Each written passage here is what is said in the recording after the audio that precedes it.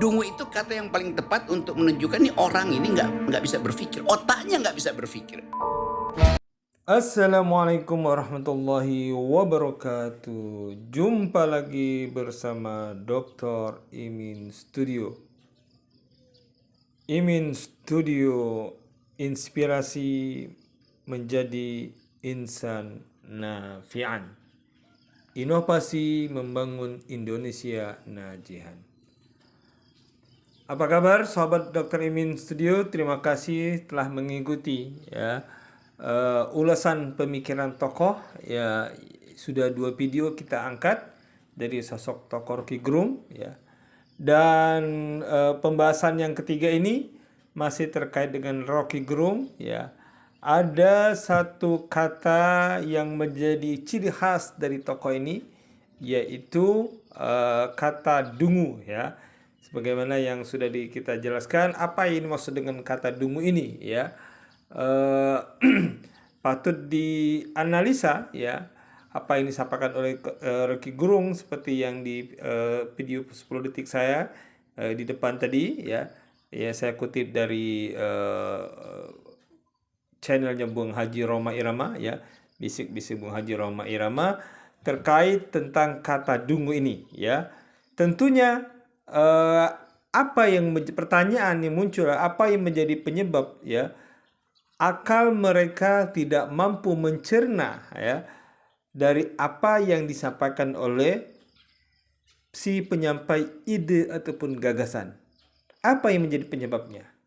Nah, tentunya di sini ada beberapa faktor, misalnya bagi penguasa ataupun sosok tokoh tertentu, ada kekhawatiran, mungkin kekhawatiran yang tidak perlu kita sebutkan, ABC dan seterusnya. Nah, maka di sini saya kembali ke konteks teologis ya, sosiohistoris teologis ya, kembali ke konteks keislaman ya.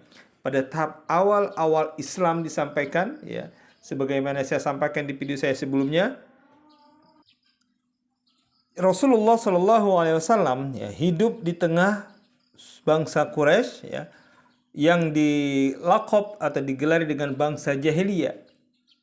Kejahilian di sini dalam konteks sosiologis ya, suku Quraisy bukanlah bangsa yang bodoh ya. Mereka secara intelektual dikenal dengan bangsa penyair. Maka ada festival-festival syair ya, maka turunlah surat Asy-Syu'ara ya. Surat syair-syair yang ketika siapa yang menjadi pemenang ditempel di pintu Ka'bah. Mereka juga juara dalam berniaga. Rasulullah SAW saja berniaganya sampai ke negeri Syam ya. Bahkan dalam surat Quraisy disebutkan li'ila fi Quraisy ila fi rihatas syita'i was-saif.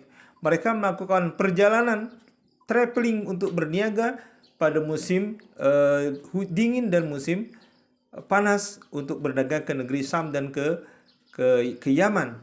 Tentunya di sini apa? Dalam suatu perniagaan ataupun dalam perjalanan membutuhkan kecerdasan, akurasi perhitungan perniagaan. Maka pada prinsipnya mereka adalah bangsa yang cerdas. Tapi kenapa mereka digelar dengan jahiliyah? Nah, sebagaimana dalam surah Al-Hajj ayat 46 ya, seperti yang saya sampaikan di video sebelumnya, A'udzubillahi samil alim minasyaitonir rajim. Bismillahirrahmanirrahim. Afalam yasiru fil ardi fatakunu lahum qulubun ya'qiluna biha aw adhanun yasma'una biha fa inna la ta'mal absar walakin ta'mal qulubul lati fis sudur.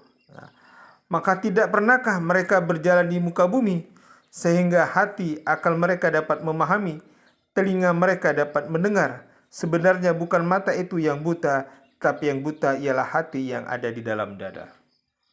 Nah, ini ya, mereka menolak kebenaran yang disampaikan oleh Rasulullah SAW. Kenapa? Karena hati mereka tertutup.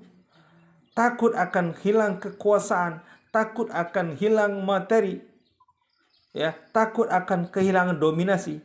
Oleh karena itu, mereka ketika bernegosiasi kepada Nabi Muhammad SAW agar menghentikan dakwanya dengan iming-iming, yaitu jika karena faktor kekuasaan maka Nabi Muhammad akan diberikan kekuasaan tertinggi untuk memimpin kaum Quraisy.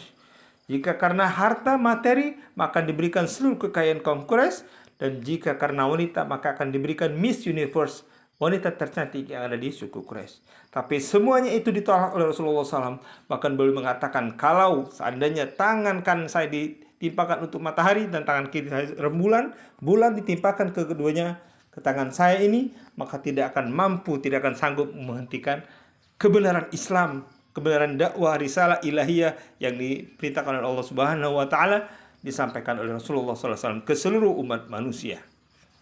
Oke, mudah-mudahan kita memiliki hati, ya, memiliki hati yang kita gunakan, kolbun yang kita gunakan untuk berpikir, tidak hanya menggunakan rasio semata, hitungan materi-materi semata ketika kita menerima ide ataupun gagasan disampaikan oleh seorang tokoh. Oke, dukung terus channel ini. Jangan lupa klik like, komentar, dan subscribe, dan juga super thanks. Assalamualaikum warahmatullahi wabarakatuh.